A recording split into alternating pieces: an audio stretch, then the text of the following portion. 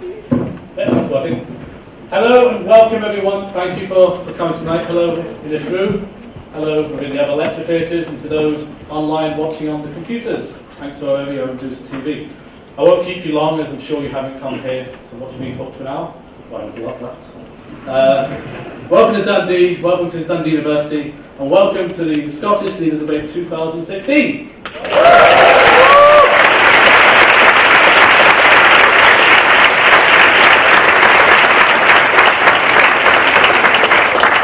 It gives me great pleasure for DUSA to hold such an event, and I would just like to say a huge thank you to Brian Taylor for taking the time out to chair it, and obviously to all the standing leaders at Johnson for taking their time out of their schedule to speak to the students. Students in Scotland number in their thousands and can be argued as being one of the most active political force there is. From tuition fees to human rights, students have always had the chance to change an election or a referendum. During the independence referendum, this campus was awash of no fact stickers and yes. And even though Dundee was a yes city, it was a yes city on so much more than that. With one of the highest turnouts, it was a yes to engaging and a yes to getting involved in politics. My favourite actual moment during my whole time at Dundee was actually during the general election referendum, where we hosted the results night, and I had ordered about 20 Domino's pizzas for all the campaigners and people to come, and the campaigners for SNP and Labour came in after the count and actually demolished it. It really annoyed me because I was hoping no one would turn up because then I'd have tea. Oh well. Even though that night was a better night for some than others, it did show me that Dundee really is a vibrant city on so many levels, and that includes politics. Historically, Scotland has always had a passion and commitment for education. Not only that, but ensuring that the population has an opportunity to engage with education. This is why the 2016 Holyrood elections are of vital importance, because education is a reserved power to Scottish Parliament. There are many big questions about the future of education across the UK, and tonight, thanks to the panel members, we can start to create some clarity over what the leaders have in store. I will give you a bit of a warning at the end. I have a selfie stick. I am breaking my number one rule and using this, and I hope everyone will get involved in the selfie. I'll stop it right there, and I'll hand over to Brian Taylor to chair the rest of the event. Thank you very much.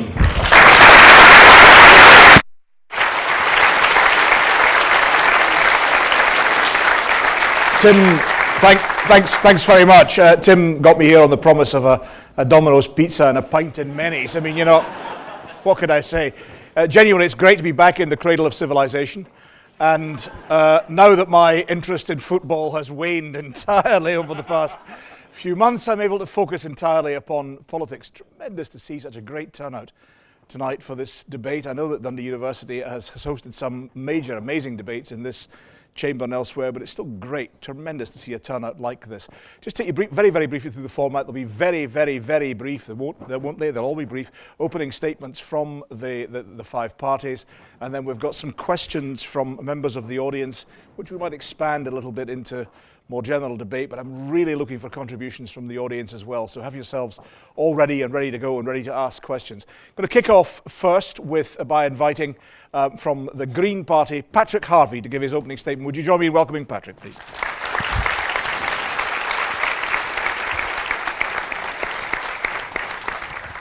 Thanks, Brian. And is this on? Is it? Yeah. Okay. That's a good start. Thanks for the invitation to come and speak to you, and thank you to everybody here for turning out. A really packed room, and it's encouraging to see that at the beginning of what's going to be a few months of exciting campaigning for all of us. I think we're going to be debating some critical questions that Scotland has to answer in not just the years ahead, but the next few decades. There could be fantastic opportunities for Scotland, and there are also extraordinary challenges and risks. And my concern about the next session of the Scottish Parliament is that we may yet again find that we're unable to grasp the opportunities of a new economy and see so many heads still stuck in the sand, hoping that we can just get back to business as usual the way the old economy worked. The age of fossil fuels has been a profound change in the way that our society and our economy is structured, but that age is passing. Not just people in the northeast whose jobs have been directly reliant on the over-dependence on fossil fuels. But so much of every aspect of our daily lives, right beyond the northeast throughout our whole society, still is over-reliant on that dangerous, polluting, and unsustainable form of economic activity.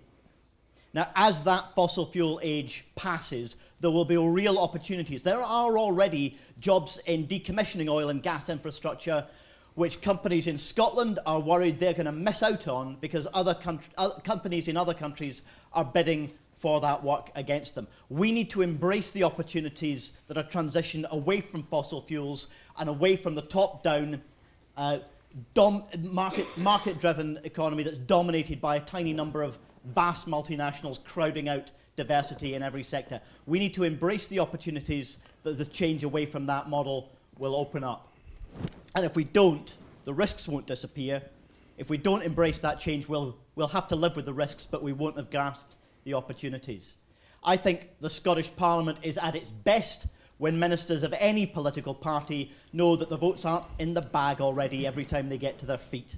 I think the Scottish Parliament is at its best when ideas that are challenging are put to the floor of the chamber and in committees, and where ministers need to know that they need to convince other parties and work together with them in order to achieve progress. I think Scotland deserves a bolder government, and it needs a bolder parliament if that's going to be brought about. I think Scotland can grasp these opportunities if we take bold action and radical action and embrace the transition away from a failed economic model and a failed relationship with the environment around us. So those are the issues that we'll be taking to the electorate over the next few months, and I hope to have the chance to discuss them with you tonight. Patrick, thank you very much indeed. Thank you. Delighted now to welcome, will you join me in welcoming from the Liberal Democrats, Willie Rennie, please. Willie. Thank you very much. The last time I was in this room, I was addressing a hustings full of architects. I'm expecting slightly different questions this evening, and perhaps, I suspect, it will be an even more vibrant discussion. Because I think this election is a big opportunity for us to set out our relative platforms. And for us, it's about setting out a bold, positive change for Scotland. Because I believe that first and foremost, we need change. We need to get fit for the future. And that means investing in our children, investing in education. I want to make the biggest investment in education since devolution. I want to invest in a pupil premium to give kids from disadvantaged backgrounds a chance to get up and get on, just like anybody else. It also means investing in nursery education, because that, as we know, is the best educational investment that we can make.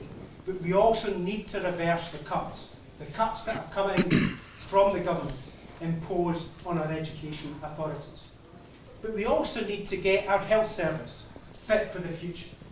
That means treating mental health as on an equal par with physical health. Too often it's treated as a second-class citizen, and that needs to change.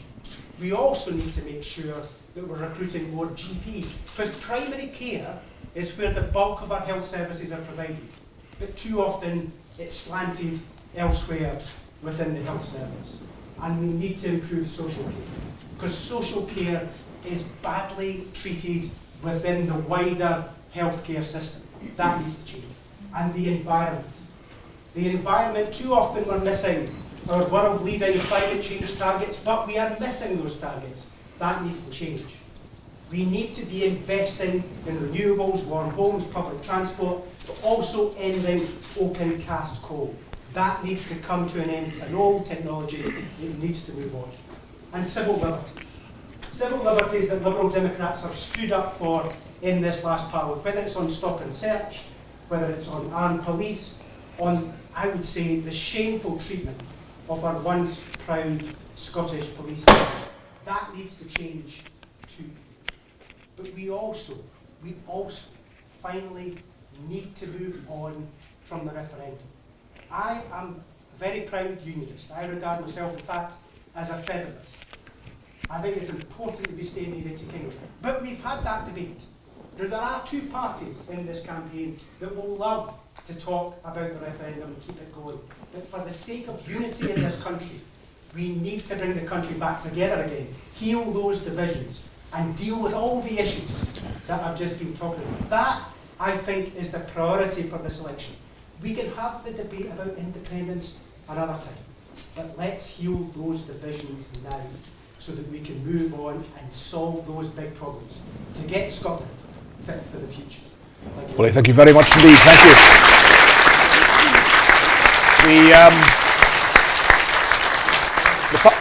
The part of Ruth Davidson will tonight be ably played by Mr. Alex Johnson. Alec, please. Join me in welcoming him. Thank you very much indeed. I find when I speak in Dundee, it's usually a good idea to start by explaining what a Conservative is.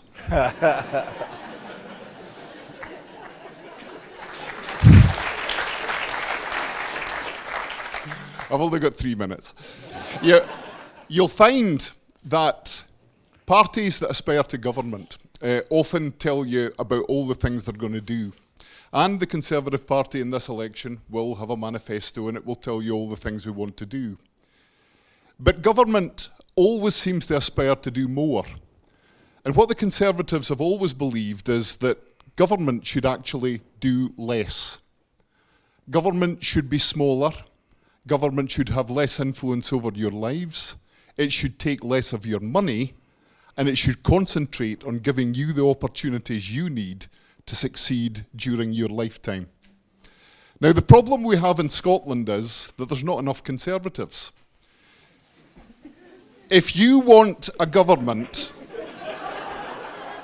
that will tell you how it will spend your money and leave you simply to pay up, then you have plenty of choice. And never let it be said that the Conservatives didn't offer choice. But the important thing is that we need to change the direction of government. We need to stop it from growing. We need to get better value for money for what we do in Scotland. And that means, in the words of one distinguished former First Minister, doing less better. And the Conservatives aspire to achieve that by ensuring that we do take less of your money when the tax powers allow us to do that, and ensure that it is attractive to stay and live and work in Scotland. But the other thing I have to talk about tonight, which is slightly different from the philosophical points of economics, is the union. The Conservative Party is, under its full title, the Conservative and Unionist Party. We are the preeminent unionist party in Scottish politics and will always aspire to be exactly that. But we don't do that simply because we want to be British. We don't do it simply because of tradition or history. We do it because it's good for Scotland right here and now. The pooling of resources over a population of 65 million people means that we have the safety net we need to survive as a small nation in an unpredictable world. Had Scotland become independent at the referendum last year, we would have been faced with the prospect of going forward to an Independence Day, only a few months away now, with our economic programme in tatters as a result of low oil price. What Scotland has always had from its relationship with the United Kingdom is that pooling of resources that has allowed us to avoid the catastrophe if one or two or three of our key industries begin to suffer at the same time. This is one of these perfect storms, and Scotland will enjoy the benefits of the United Kingdom. That's why the key message, as well as the economic one, will be that we are the party that stand for the union, we are the party that stand for the continuation of the union, we are the party of the United Kingdom, and we're not ashamed of that. Thank you very much, Alex. Thank you. Now, our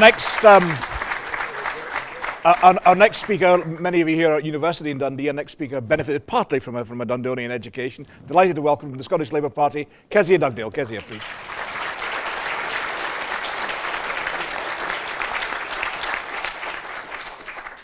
Good evening, ladies and gentlemen. I'm here to ask for your vote, and I want to give you some reasons as to why I think you should vote Labour. I want you to vote Labour because you believe in the potential of people, because you believe in the potential of government to realise that potential in our people. I want you to vote Labour because you believe that movements of people working together can change the world, and that's the only thing that ever really has. I want you to vote Labour because our people are the best natural resource that we have, and giving them the skills and the education that they need to compete in an increasingly globalised world is the best thing we can do to prosper as a country. And I want you to vote Labour because you believe that there's nothing inevitable about poverty and inequality, and that we must break down every barrier to progress that stands in our way. I went to school just 5 minutes up the road. I went to Harris Academy. I got a great education in this city. I got good grades. I went on to university to study law. And many people leave Dundee and go on to do great things. But too many people in Dundee get left behind. We're in a situation in this city where 1 in 4 children still live in poverty. That's a disgrace, and we know that Tory austerity has left a whole generation of young people behind. But we also know that some of the decisions that Nicola's government have made have also left Dundee behind. There are 152,000 fewer people going to college in Scotland because of decisions that Nicola's government have made. Now that is hurting here in Dundee because you are 50% more likely to go to college in Dundee than you are based on the national average. So I look at this year's coming elections and I see a really exciting set of Scottish Parliament elections. For the first time we will have serious tax and welfare powers. We no longer have to accept austerity. We can choose a different path. But it will be a choice.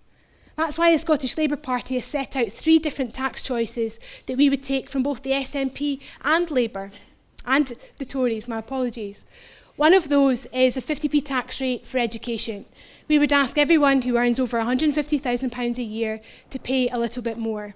And we would use the revenue from that tax to invest in education, to close that gap between the richest and poorest kids in this country. We would give £1,000 based on that revenue to head teachers for every pupil who is entitled to free school meals. In Dundee, that would bring an equivalent of £2.65 million of an additional money for education, on top of every single penny that the SNP already spend. £2.65 million to close the gap between the richest and the rest. And I think it's imperative that we do that. So I'm excited about this election that's coming up in May. I want to use the powers of our country to great effect to increase the potential of all of our people.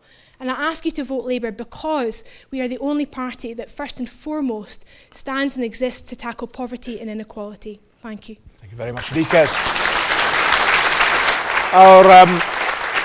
Our final speaker before we go to questions. We've got questions from the audience. I stress I want you to come in as much as possible. Final speaker, the leader of the SNP, the First Minister, Nicola Sturgeon.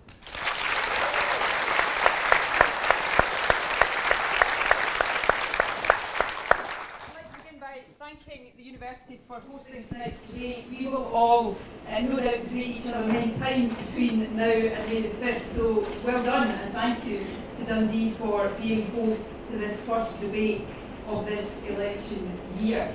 In a few weeks' time, I'm going to ask you and people across Scotland to re-elect me as First Minister and to re-elect the SNP to government, to elect the SNP for a 3rd term in government. Now that's a big thing, and I take nothing for granted. I'm going to be working flat out over these next weeks and months to persuade you that the SNP is the best party to lead Scotland and I'm the best person to be the First Minister of Scotland. I'm proud of what we've achieved as the government in Scotland. When I think back to 2007 when the SNP first took office, nobody then foresaw the severity of the financial crash and the recession that followed. But notwithstanding that, we have achievements as a country to be proud of. Today we've got an NHS that has a record budget, record numbers of people working in it, and it's delivering some of the shortest waiting times anywhere in the UK. We've got more world-class universities proportionately than almost any other country in the world, and we've achieved that while keeping access to university free. There are no tuition fees in Scotland. We've got an economy that faces challenges. We've got employment higher than anywhere else in the UK. We've got more people paid the living wage. We saw yesterday that for the first time median earnings in Scotland are higher now than they are in England. And perhaps less tangibly, but just as importantly, I think we're a more confident country, a more engaged and empowered country than we were a few years ago. If you think back to before the referendum, I'm not sure we would have got a hall like this, as full as it is tonight, to come and talk about and listen to debate about politics. So I'm proud of our achievements, but I want to do much more and go much further. So what will my priorities be if you re-elect me to be First Minister? It will be to make sure that in the future we build in our success in education, that we have an education system that is great, not just for some, but for all.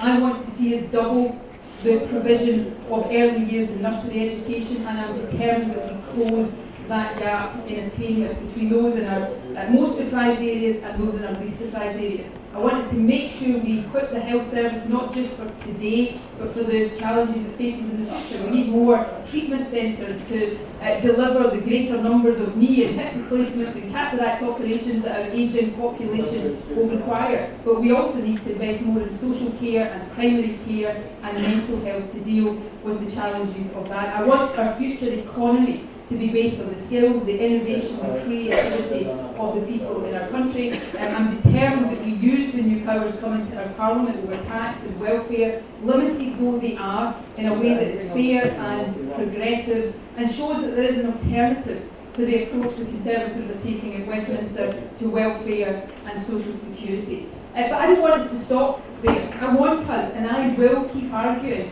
that we should have even more power in our own hands. I will keep seeking to persuade you that Scotland should be an independent country, but I recognise that it's your decision, and I will always seek to persuade a majority of people across our country of what we persuaded a majority in Dundee at the referendum, that we should be in control of our own destiny as a country. So I'm full of ambition for the future, and I'll work really hard over these next weeks and months to persuade you to put your trust again in me and in the SNP so that we can keep the country moving forward in the right direction. Thank you. Thank you very much indeed.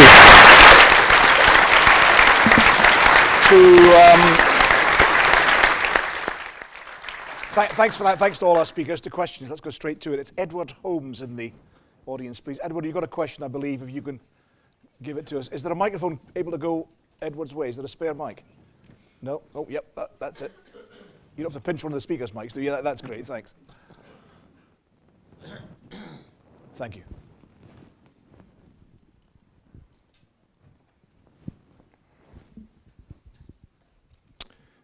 This is a question for all of the representatives. I'm a University of Dundee graduated in 1994, and I've currently returned to complete a master's degree in managing in the energy industries. In my hometown of Dundee, there is a large-scale public spending which is fueling an ambition to bring thousands of jobs to the city. Admittedly, there's a £400 million shortfall in that £1 billion ambition. Dundee, amongst other Scottish student cities, struggles to keep talented graduates within Scotland. So what I want to know is what specifically will you do or are doing to improve the employment opportunity in Scotland, both short and long term, for Scotland's graduates of all disciplines, so that they can look forward to decent jobs, decent pay and prospects. Edward, thank you very much for your question. Excellent question. We're going to go straight to Kezia Dugdale on that question. Graduate employment, but there's a broad question in there about the economy as well and about development. Kezia, please. First. Sure. As I said in my opening statement, I went to school here, but I left to go to university, and I return only to see my mum, who still lives here in the city. Why is that? Why do... That's one vote then, eh? You've heard about my dad, right?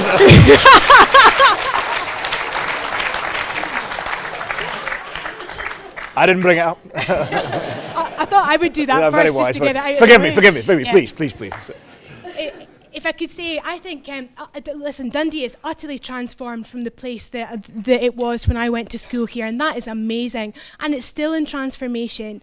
And I think the future about keeping graduate jobs here in Dundee is based around how Dundee feels about itself and how the rest of Scotland feels about Dundee. And I'm incredibly excited and positive about the future of this city. You know, life sciences, for example, technology, the computer games industry, rooted here with huge potential to expand even further. But in order for graduates to want to stay here after they graduate from university, I think we have to look at the standard of living. And in that sense, there's a lot going for Dundee as well. The music scene's fantastic, the nightlife is fantastic, the restaurant scene's growing. But what about things like housing standards, how easy it is for young people to buy their first home, what it's like to get to and from work, public transport infrastructure, what the opportunities are in the long term, ensuring that the schools that are available are the best they possibly can be. So I think everything we have to offer, using the power of government, can make Dundee fulfil its potential. Okay, thanks for that. Nicola Sturgeon.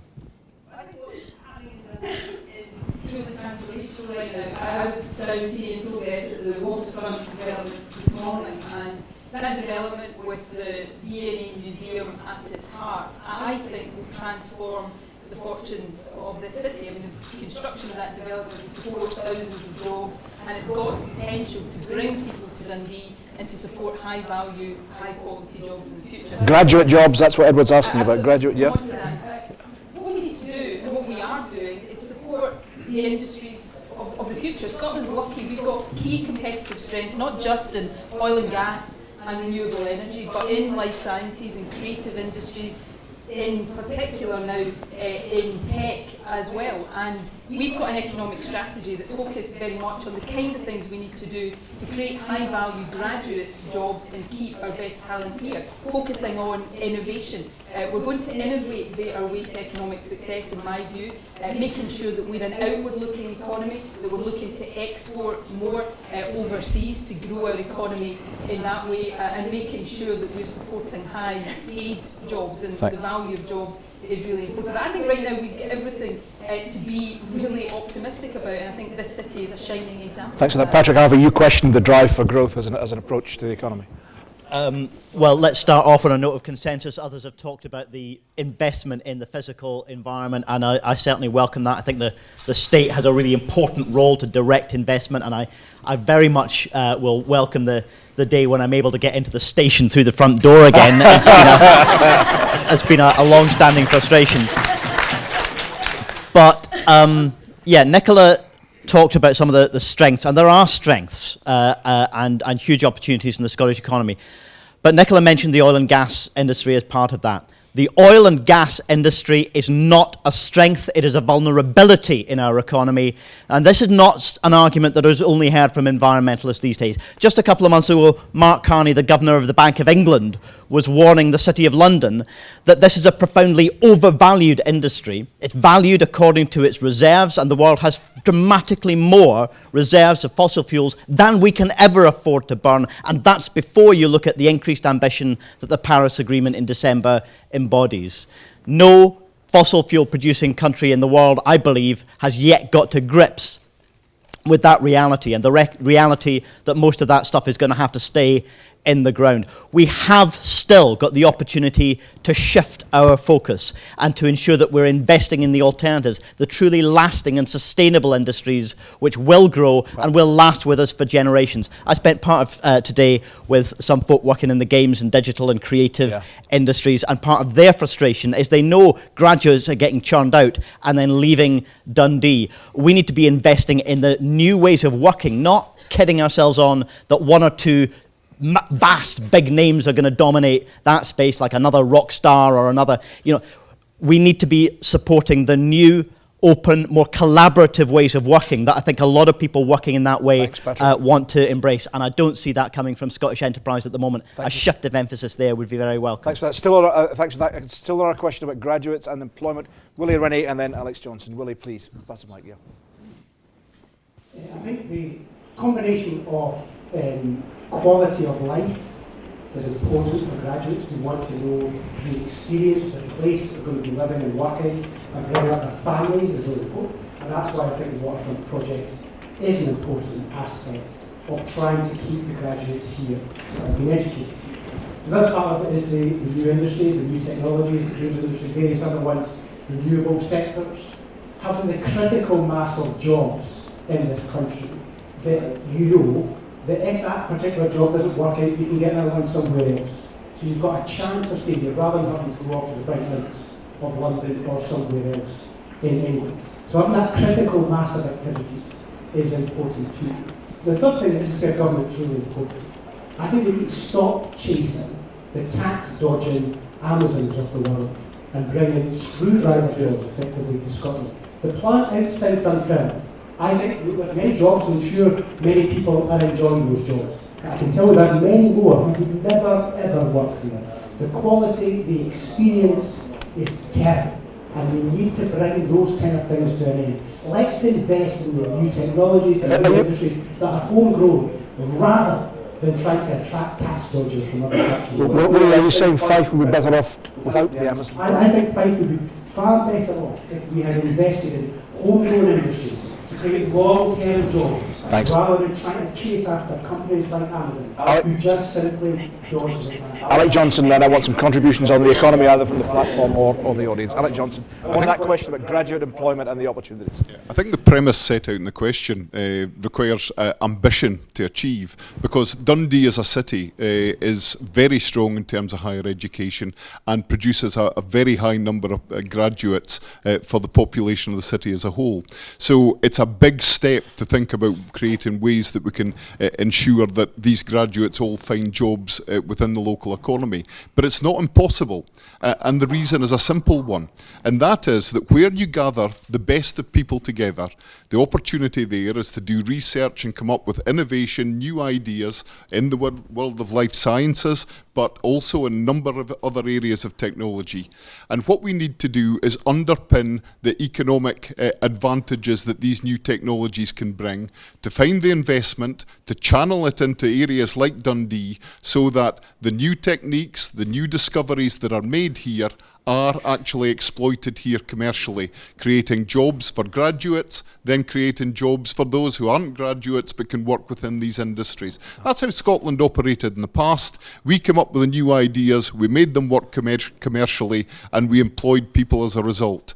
In the past, graduates weren't the source of the new ideas. In the future, they will be, and that's why Dundee's graduates are so important to Alex, it. thanks for that. Let's broaden the question a little bit. Nicholas, you talked about the nature of the economy in Scotland, but the growth is still sluggish, and there are the reports coming back from the various company organisations still talk about a problem with morale. Well, confidence is, I think a bit of a scarce commodity, not just in Scotland but across the UK just now, and that's a big issue for us. But we've now seen 3 years of continuous economic growth in Scotland. That's the longest period of continuous growth in our economy since the Scottish Parliament was established. Our employment levels are higher than anywhere else in the UK. Our female employment level is higher. We're starting to see a growth in full-time, well-paid employment. For a while, much of the growth in employment was in part-time jobs. So there's lots to be positive about, but there are big challenges there. Alec Johnson offered a tax-cutting agenda. Kezia Dugdale talked about a 50p top rate for those earning 150,000 or more when the new powers kick in. What's your thinking on income tax under the new powers? I'm not going to tell you that tonight because we'll set that out before the election, but if you take business taxes, for example, the one business tax that we control as a country is business rates. We've got the most competitive business rates and regime in the whole of the UK. Our small business bonus meant that we targeted that support at the small business community, which is often the engine of the economy. Go back to what Willie said about investing in domestic businesses and trying to support them to grow. We do that extensively. 2 of the most successful Scottish companies right now, Skyscanner and FanDuel, 2 shining examples of that growing tech hub in Edinburgh, were invested in their early stages by the Scottish Investment Bank, so run by Scottish enterprises. There are many more, Willie. I've given you 2 of the shining examples. But there are many more. I'll leave Willie to argue that folk in Amazon should lose their jobs in Fife, but we'll concentrate on arguing for a balanced economy, where we're doing really well in Scotland just now. Thanks for that. Start-up companies, our big challenge now is to get them to scale up. There's lots and lots to be positive. Willie Rennie, you were keen to come back in, and then I'm going to bring Kezia Dugdale in. Nicola presents herself as an anti-austerity party, but look at her record in comparison with George Osborne. She wants to match him. She wants to match him on income tax. Legally required to. She wants to undercut him on air passenger duty, and she's undercutting him on the council tax. This is not an anti-austerity party. They talk left, but act right. You need to match up the record with the rhetoric. That's not matched just now. Hand the mic to... Willie, no hogging the mic. Hand it back to Nicola so she can answer you. Then Kezia Dugdale and Alex Johnson. The Liberal Democrats, was that not the party that was in coalition with the Tories?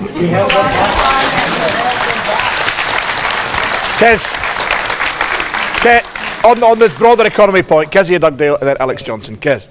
One thing I think you've seen come to the fore since 3 of the major parties in Scotland have been led by women is the women's agenda and the employment of women coming more to the fore. And I think that's a really interesting part of this debate, because the report that Nicola highlights also states that 1 in 5 Scots still earn less than the living wage, and that come 2021 it'll still be 1 in 6, and that so many women still need access to the labour market. Yet we shouldn't expect women just to go out to work to low-paid, insecure work. We need to give them the education and skills that they need to get secure jobs with prospects in a career, which is why I find the attacks to colleges so disappointing. It's why I want to focus on that and helping women have alternative routes into employment through part-time courses in colleges, which is so important so that everyone in the country can fulfil the potential and contribute to the economy. Thank you for that. Alec Johnson, looking for contributions on the economy from the audience as well. Please, hands raised. Alec Johnson, then we'll go out there, then Patrick, yeah. One of the reasons why breakthrough ideas developed in Dundee might not be spun out into commercial businesses here in Dundee is the tax regime. And that's why, as we go forward, we have to be absolutely sure that a business or an individual deciding to start out in Dundee isn't taxed more heavily here than they would be in the Thames Valley, for example, or in some of the cities in the United States. That's why in this global world, we have to make sure our tax rates are competitive, because if we decide to tax the wealthy or to tax larger businesses disproportionately, then we have to accept that these businesses may choose to set up Kezia elsewhere. Dugdale, very briefly then out to the audience. Then I just Patrick. completely disagree with that. I mean, in order to grow businesses, you have to surround them with critical mass of other like-minded businesses, to have the best connectivity possible, to have a university community like we do in Dundee that thrives on innovation and skills and But experience. you would accept a high taxation or higher taxation, unless it's contained, could be a potential deterrent to business. Well, I actually think that sometimes having higher tax that leads to better services, that allows businesses to grow, creates a better environment for businesses to prosper. And actually the last thing we should be doing is competing for jobs on who pays the least tax and the lowest wages, which is what he wants to do. Thank you for that. Gentlemen, the audience, please, and then back to Patrick Harvey. Nicola Sturgeon said there that we have the third year of economic growth in Scotland in a row. True, a recent BBC article said that we are behind the UK by 0.3%. We're only 0.1%. Can you explain why we're behind the rest of the UK in economic growth in the last year? Thank you for that. Hold that thought, Patrick. I promised you in, and then Nicola Sturgeon.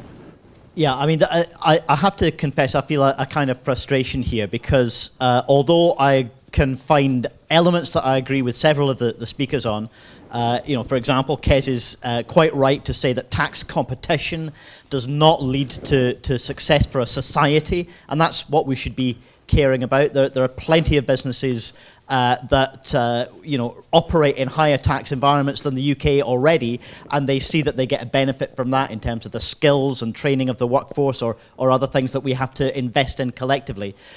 But a great deal of this is still about trying to prop up the model that just failed us. Somebody said a while ago, I forget who it was, that no one predicted the 2008 crash. Well, that's not quite true. There were many of us who said that an incredibly unequal economy, one in which debt blossoms and in which the value of financial transactions soars away out of all proportion to the value of actual goods and services in the real economy. A lot of us said that could never last. Of course it couldn't last, and it didn't last. Well, what we have now is the opportunity to build something that's lasting, and that has to mean breaking the reliance on old ways of thinking and old ways of working within an economy. Patrick, thank you. Nicola Sturgeon, you were asked there about the relative development rate. Direct answer to your question is that is likely at the moment to be not exclusively but substantially down to the impact of the oil price, particularly on the North East economy. But within those figures, there are also real signs that tell us where we need to invest, because there are parts of our economy that have been and are still doing better than the counterpart parts of the economy across the UK. Construction, for example, has seen substantial growth in Scotland, slowed down a little bit in the last quarter, but still doing very well relative to other parts of the UK. And that is partly because we've taken decisions to invest heavily in big infrastructure projects like the Queensferry Crossing, some of the work that we're seeing here in this city. And so within those figures, there's very clear lessons for us about how we invest to make sure we support ongoing. But there's a tacit acknowledgement in there that actually, once you start looking beyond the headline figures, GDP itself doesn't really tell you anything meaningful. It doesn't tell you who's benefiting from economic activity or who's bearing the social and environmental burden of generating. Thanks. Nicola, how do you answer the accusation of Willie Rennie that you're simply aping George Osborne on tax and spend? Right now, as First Minister, I lead a government that every single year, right now, is investing £100 million, more than £100 million, to mitigate the impact of George Osborne's policy. It's because of the money my government... It's because of the money my... Well, you can sit here and interrupt me all night, but it's not very polite for a gentleman like you. It's because of the money we're investing that nobody in Scotland, unlike folk in England or Wales even, nobody in Scotland has to pay the bedroom tax. We're investing, as I said, in small businesses and trying to make sure that we keep education. But First Minister, paying in grand tuition fees in England, you don't have to do that in Scotland. But First Minister, we're still not... in the absence of your tax thinking, and I understand why you say you wish to defer that until the announcement prior to the election, but is Willie Rennie not right in saying you were previously offering a 3% cut in corporation tax, you're now offering a cut in APD? Nobody is hearing what might be called progressive policies that perhaps are coming from the others. Outline the decisions we are taking to take away the impact of some of George Osborne's policies and the most vulnerable in our society. Our investments already and the additional investment we have planned in early years education, giving young people the best start in life. APD is one of these policies that's about trying to generate more growth in our economy, to make our economy more internationalist and outward looking. So we'll continue to take the decisions we think are right to get our economy growing, but to make our society fairer. Thank you. And just before, briefly then, right up the back of the hall. Before we move on, this separate argument that starts up occasionally about whether growth is a good thing or not, always remember that if we had a few years of negative growth, we would know about it, and it wouldn't be long before somebody didn't eat. Thanks for that. Nothing in nature grows forever. Right at the back of the hall, please. Yep, please. On you go. Is it working? Go for it. Yeah, it's going. Go. Sorry, I just wanted to... Nicola, you're saying that you've outlined how you're going to mitigate the effects of George Osborne's economic policy. But how... you were goading Willie, saying about how he wants the people in Fife to lose their jobs at Amazon. Are you going to come to Dundee and look the 750 workers? The 750 local authority workers who are going to lose their jobs when the £23 million of cuts from Holyrood affect the local authority. How can you justify cutting corporation tax, air passenger duty and freezing the council tax when those things are happening? Thank you very much. Nicola Sturgeon.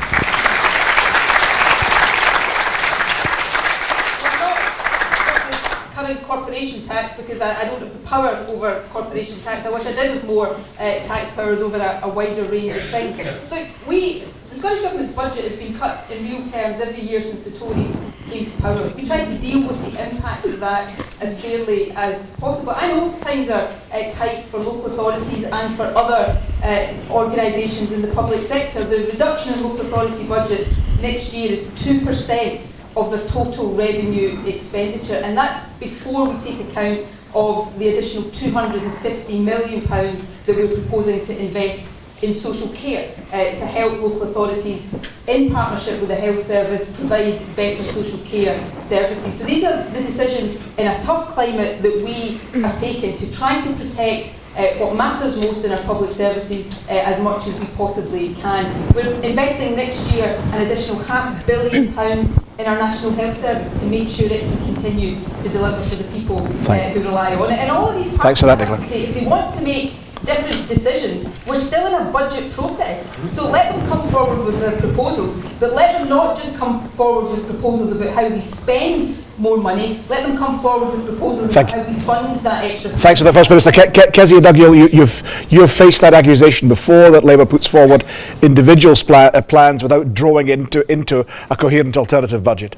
Absolutely, and we will put forward our own plans during the budget process. I give the First Minister that assurance tonight. Likewise, I'm not going to explain them if the First Minister is not going to set out her progressive tax agenda. I think that's fair play. Can I just make one comment about local authority cuts? Nicola Sturgeon's right to say that she's putting in an additional £250 million, but the total amount of local authority cuts is £500 million.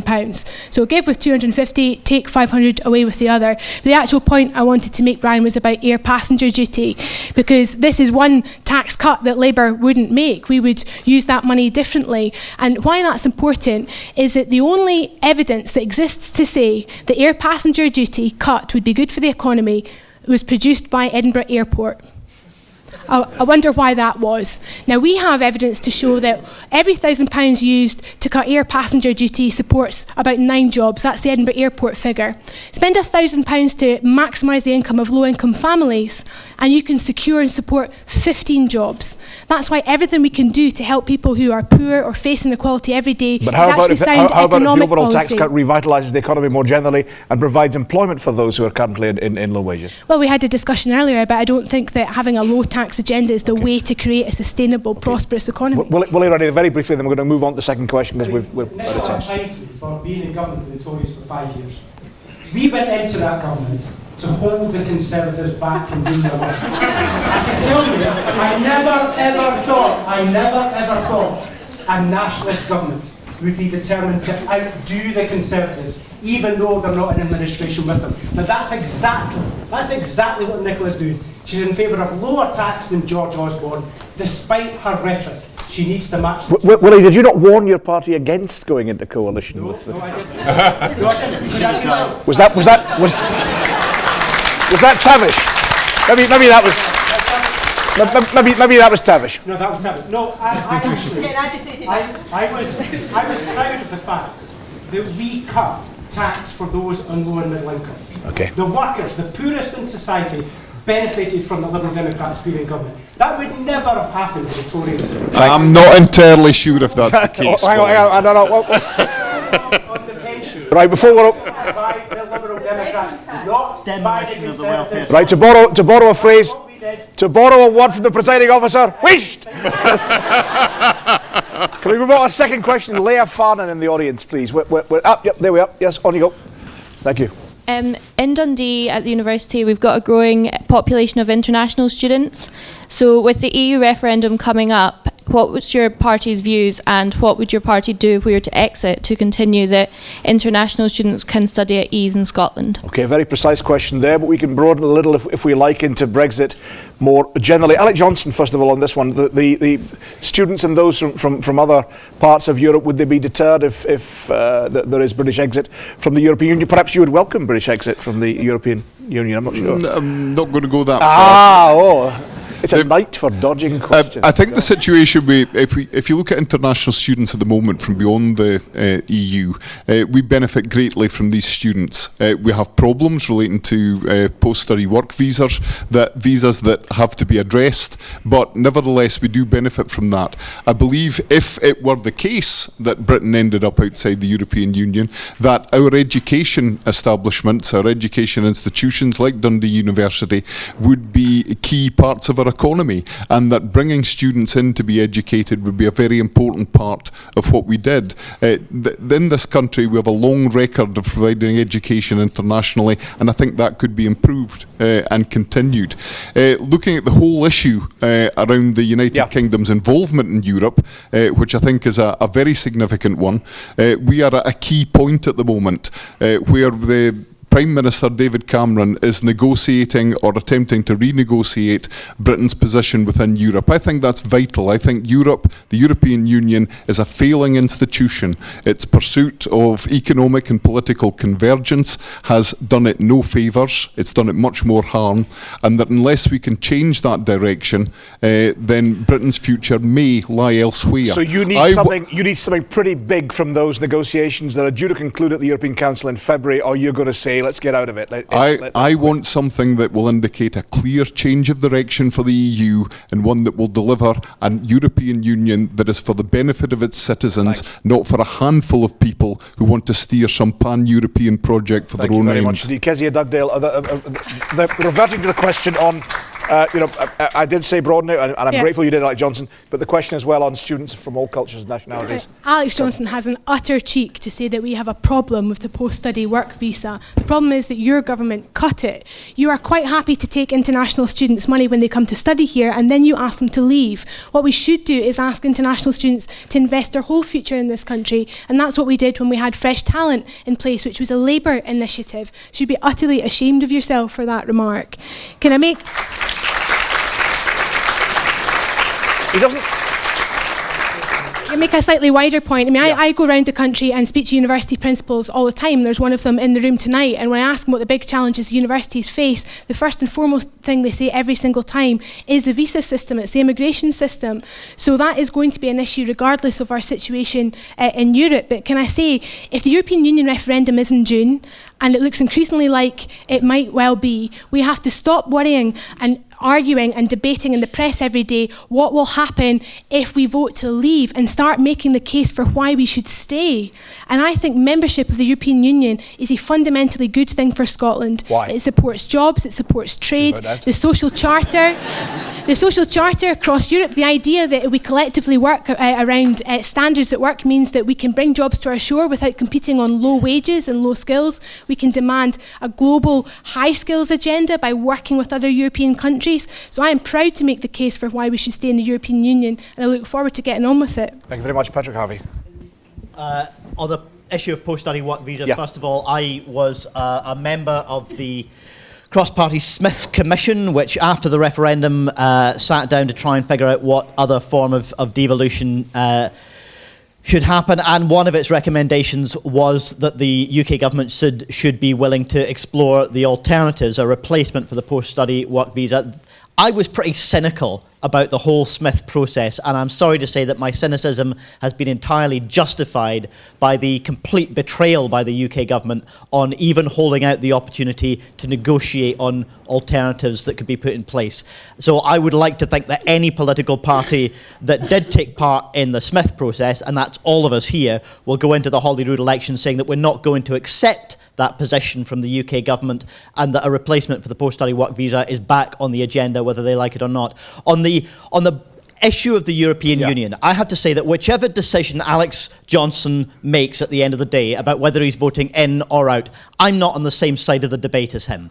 Because this is not, just like the independence referendum, this is not just a binary choice. Independence wasn't just about yes or no, it was about what kind of country we want to be. This referendum is not just going to be about in or out, it's about what kind of Europe we want. I think it's vital that we win the argument for staying in Europe, but not on the basis of some offer of an even more free market mania than we've seen in the past. This can't be allowed to become a debate between David Cameron's version of a free market Europe and Nigel Farage's version of a free market deal with Europe. Europe is at its best. Europe is at its best when it is a social Europe and an environmental Europe, and it's achieved some great stuff on both of those. That's the Europe we should be arguing for. Thanks, Patrick. Nicola Sturgeon, and do you, first of all, do you expect the referendum is likely to be in June? It's starting to look that way. I think it's a bad move for it to be in June. It's slightly disrespectful to the fact that there'll be elections happening in Scotland and Wales and in London in the weeks before that. But also, I think it's time we got on to the big arguments in principle about why, in my view, we should stay within the European Union. I think David Cameron is narrowing the debate down too much to these very narrow areas of renegotiation that most people don't even understand and don't think are particularly meaningful. Let's get on to the big arguments about why the single market does bring benefits, why free movement of people across Europe is a thoroughly good thing. It is good for us and it's good for other member states. And yes, I agree with Patrick, let's make a real defence of the strong social benefits and social protections that come from European Union membership. I don't want David Cameron to have unfettered control over workers' rights and these social protections. I like the protection that comes with being members of the European Union. So I'll be making a strong, positive case for us to stay in. Europe's not perfect, of course it's not. There's many things I would like to see change about it. I think it should keep its nose out of some issues that are rightly the decision of domestic governments. But I think it's right that we're in there, and that's the case I'll make. And what I think will be outrageous, although I hope it doesn't happen, is if Scotland finds itself being taken out against our will. Would that would be democratically indefensible? Would that, as you've suggested in the past, act as a trigger for a further referendum on independence? I think you would see people, if we saw a poll yesterday that suggested that even if Scotland voted 60+% to stay in, 65, if 35, England yeah. voted just 51% to come out, then Scotland would be outvoted. I just think that would be unacceptable. And I do think many people would say it would be time in those circumstances to look again at independence. Never mind many people. Would you be one of those many people? Yes. Very much indeed.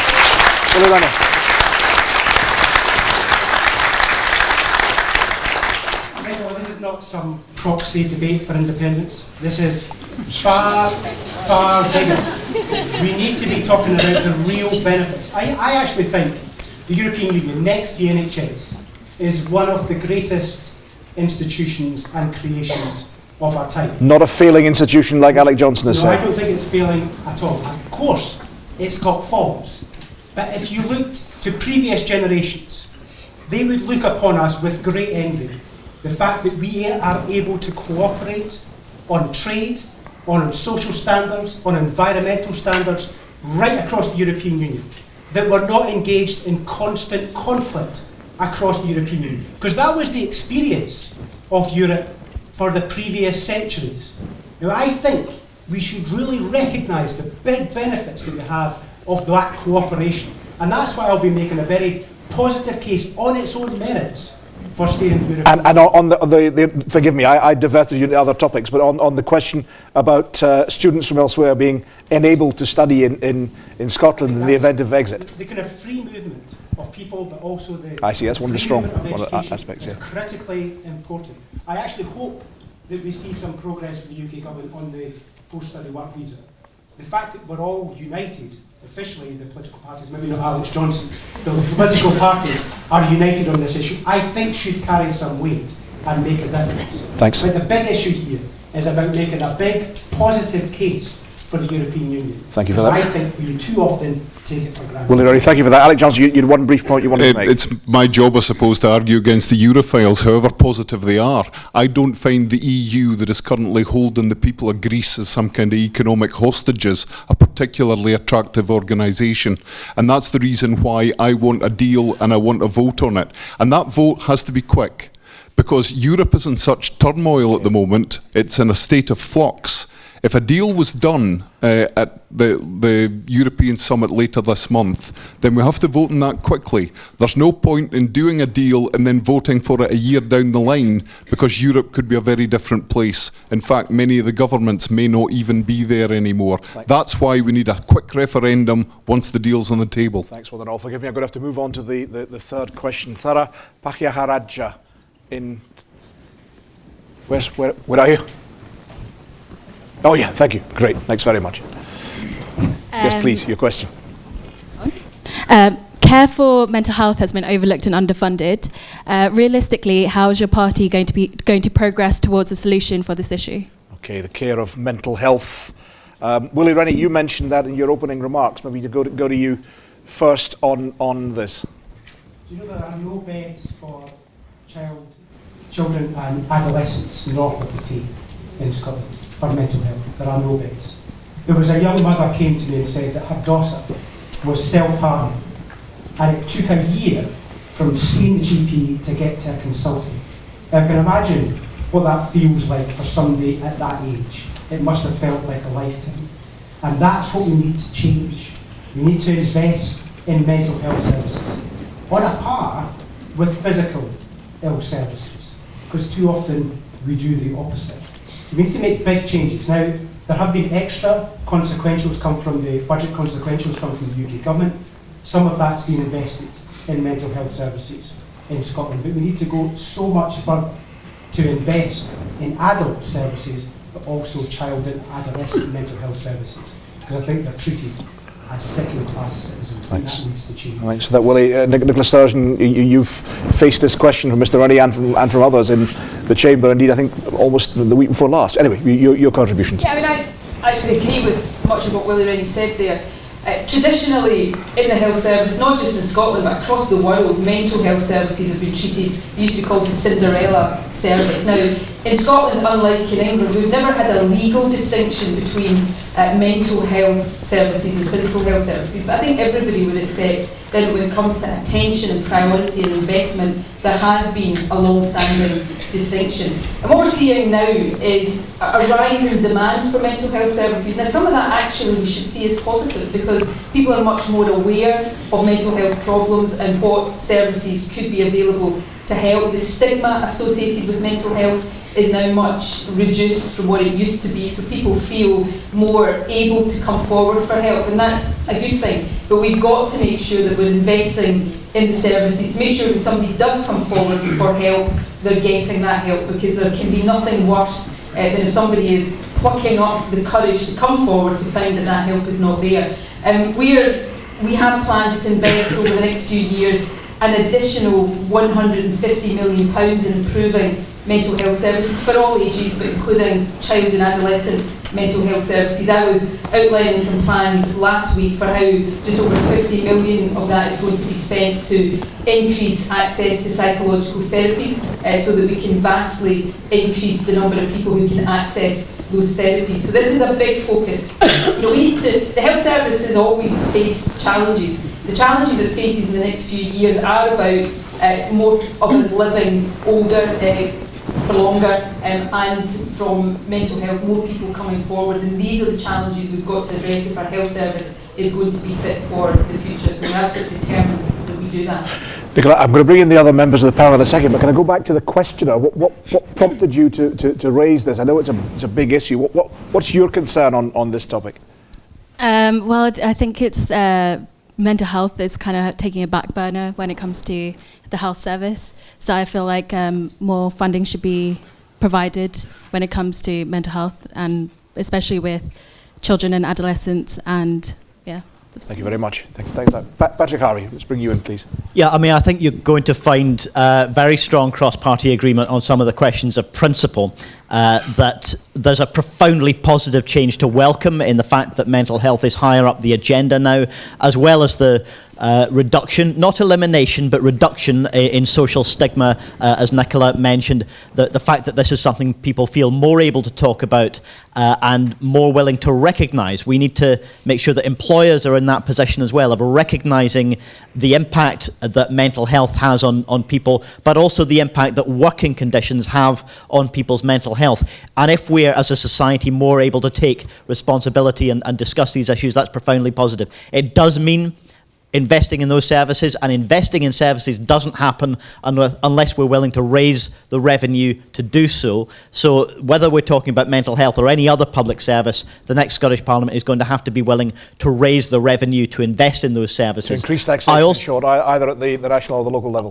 Well, at both, in my view. But the last thing I want to say on this is that if we're going to see mental health in the same context and as the same importance as the rest of the health agenda, that also has to be about prevention. It also has to be about health promotion and a public health agenda in society. And whether we're talking about the impact of welfare cuts on some of the most vulnerable people in society, or just the, in my view, very shallow, negative, kind of personally hostile agenda of a culture and a society that's geared around greed principally and an obsession with consumption, these things are not good for people's mental health. They're not a healthy way for people to relate to one another, and they undermine the things which genuinely support mental health, like good relationships and good, strong communities. So we need to take that public health agenda to it, not just thinking about treatment. Patrick, thank you for that. Kezia Dugdale and then Alex Johnson.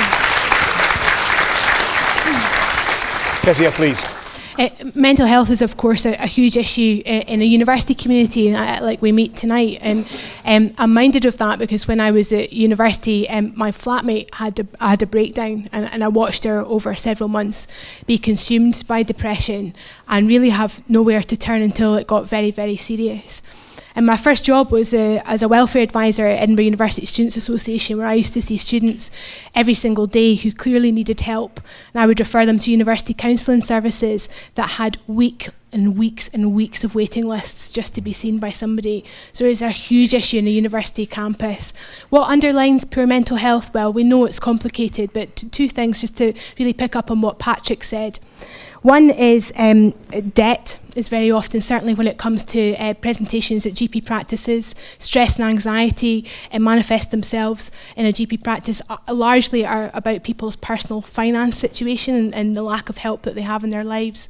And can I also mention to you a big thing we could do around mental health is make the case for a living wage. Now you might think that's mad, but the formula for the living wage is built not just to make sure you have enough food to feed yourself or to heat your house, but to have enough disposable income to live a little. You know, to have a bit of recreation in your life, to go to the cinema, to have some exercise, just to live, and that makes a more positive impact on your mental health. So we shouldn't just see mental health as a health issue, in my view. It's a much wider societal issue, and that's how we overcome it. Thank you for that, Kezia. Alex Johnson there. I'm going to broaden it a little into the health service more generally. Alec, yeah. As others on the panel will know, my colleague Mary Scanlon, MSP, has built a lot of her political career on campaigning for equal treatment for those with mental health difficulties within the health service. But during my lifetime, which admittedly is a lot longer than the lifetime of many in here, the way we treat people who require mental health treatment has changed dramatically, and in many ways it's changed to the positive. But unfortunately there are two issues that I think are a problem. First is the resource that is targeted at those who are currently being cared for in the community. But more importantly, attitudes are not changing as quickly as they need to be. And the reason why I say that is that I can think of 2 or maybe 3 cases in my caseload at the moment who are in reality people with mental health difficulties who are not getting the support that they should through their GPs. And until we can get GPs in every circumstance to recognise mental health issues and to deal with them accordingly, we continue to have a difficulty, and it is about the perception of those who are professional. Thank you very much indeed for that.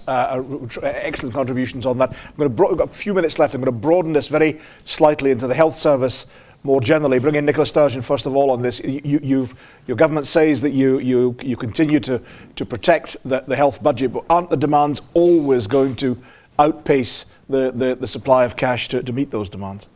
That's the danger of the health service, and it's been the danger of the health service since the day and hour it was established, which is why I think it's really important to invest in the NHS, and we're doing that. But if we don't reform and change the way the health service delivers healthcare, it doesn't matter probably how much money we invest in it, demand will outstrip what it's able to cope with. That's why what we're doing just now by integrating health and social care and investing more money in social care is so important, because if older people can stay at home supported properly as they get older, then they're less likely to end up in hospital when they don't need to be in hospital, and frankly it's devastating to their independence and their sense of health and well-being if they do end up in hospital.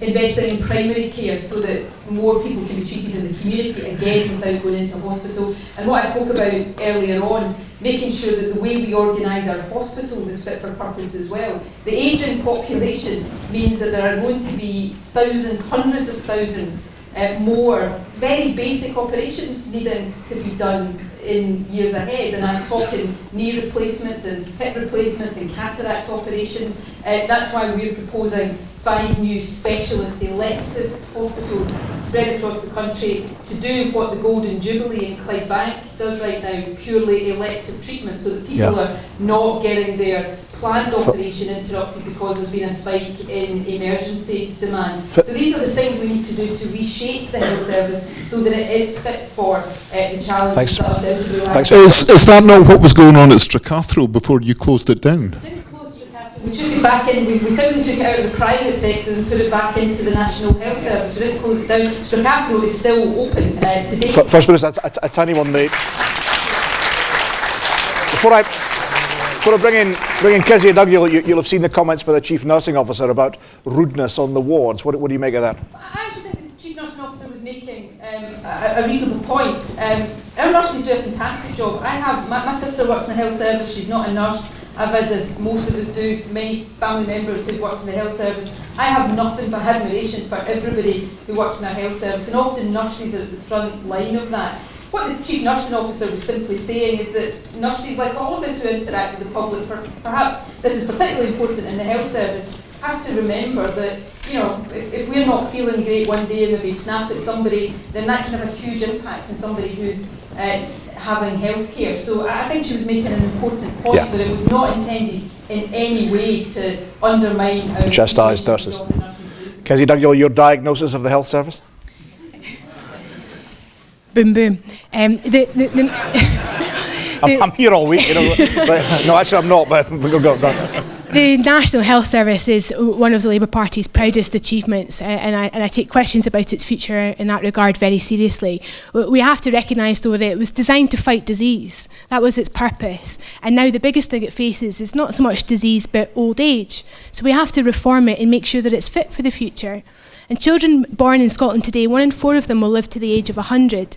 So we simply can't carry on in the way that we're going. So you agree with the integration of health and social care? Oh, absolutely. In fact, I'm very intrigued to see the detail of the First Minister's policy, this £250 million that's going in to move towards a system where we address delayed discharge. It's not clear to me yet how much of that money is going to local councils, how much of it's staying with the NHS. We need it to go into local authorities so we can provide the social care that so many people need. But can I give you one quick statistic? Very briefly, almost out of time. I heard a fascinating presentation from a senior NHS worker recently who told me that 50% of the money we spend in our NHS goes to support 2% of the patients, people who need very serious interventions in their lives. And I think if we did a lot more around the preventative health agenda for that particular client group of people, we could save a lot of money and build an NHS fit for the future. Thank you for that. I'm going to bring in Patrick Harvey and then Holyrood, very briefly if you would, guys, because we're almost out of time. Yeah, obviously the value of the National Health Service is, Kate is right, an extremely proud achievement, and I think, you know, every one of us should value it compared with the situation that exists in some other countries where people can, by no fault of their own, be landed with bills that simply destroy any chance of a decent quality of life, even if they can afford the treatment that they need at all. I think, though, it's not simply a question of saying that old age is the biggest problem that the NHS faces. If we fail to invest in a health-promoting society, in a society which supports and encourages people to have good health, and only focus on treatment, on spending our money on treating ill health, then I think we will spend a huge, disproportionate amount of money on keeping people elderly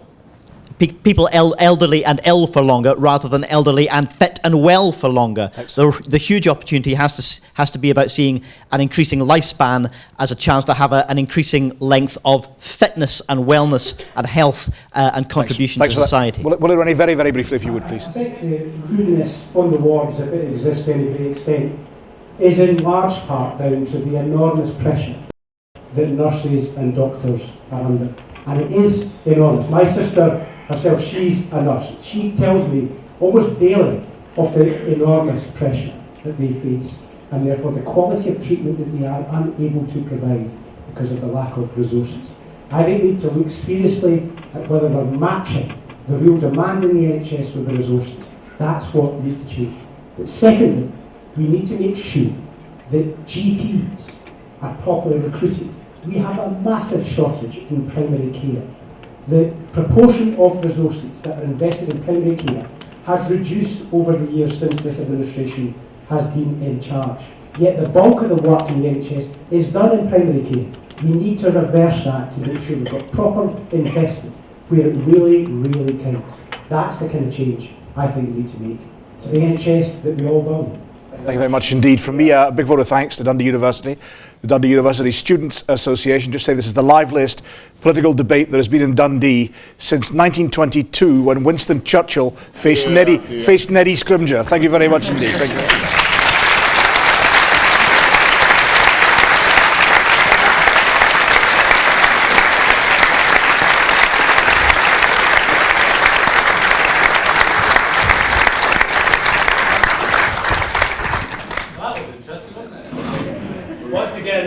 thank you to all the panel members here for giving up their vital time. Obviously, it's an important time coming up for them. A huge thank you to Brian for chairing the event. If he didn't do it, I would have. Trust me, it would be awful.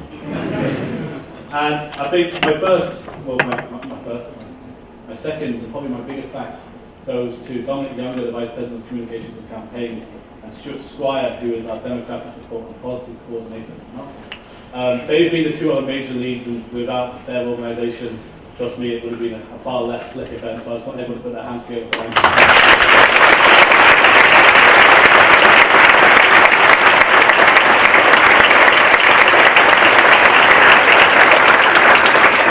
We've had over 30 student volunteers volunteer tonight. This is a student association event. It's attended mostly by students. Sorry, Dad, it's not students anymore. And therefore, it's been run by students. So there have been over 30 from coordinating into the building to our fantastic media service who have been live streaming, blogging, recording, doing all sorts. Hopefully they're making it look good. So a massive, huge thanks to them. So again, I know it's going to be a lot of round of applause.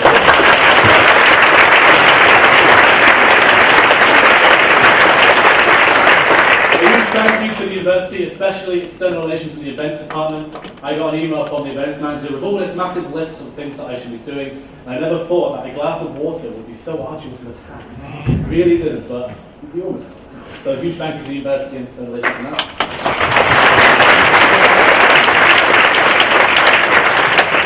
My final thank you is actually to everyone in this room. You, the students, and anyone else in the general public who was lucky enough to get a ticket. It's been Holyrood is very much an important election for every single student in this room, and therefore I can't encourage you enough to get involved. Politics, it's about people having the right of control. Without politics, I wouldn't be standing here, and the majority of the panel wouldn't be standing here. However, I don't think the majority of the panel members got to where they are through handing out free eggs, free hugs, which didn't go down well, and my opponent at the time had a free dog that people could stroke. However, if they do want some tips, I'm happy to speak to them after.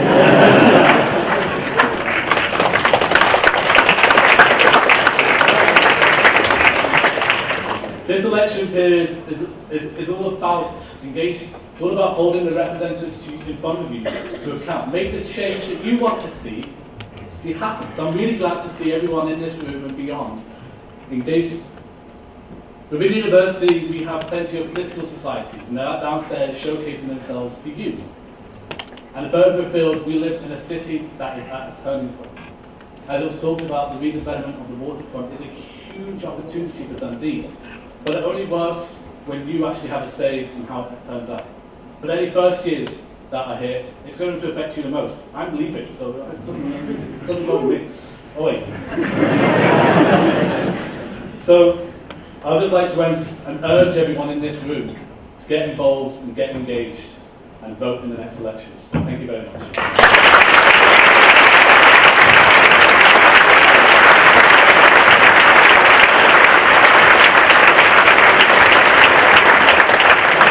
All a pre-warning, and unfortunately it's going to happen. I really don't want to do it, but I've been told I have to get a selfie of everyone. So if the leaders would like to... If people want to my battery's very low, so... Anybody wants to smile and pretend that they're happy?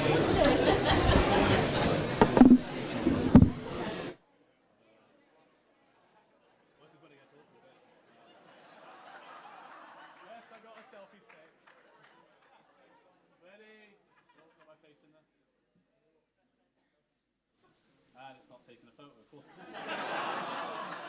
Come on, yeah. There we go. Thank you very much, everyone. If you'd like to make your way down to the main reception foyer, we've got free wine, yay! And obviously, hopefully, leaders will stay.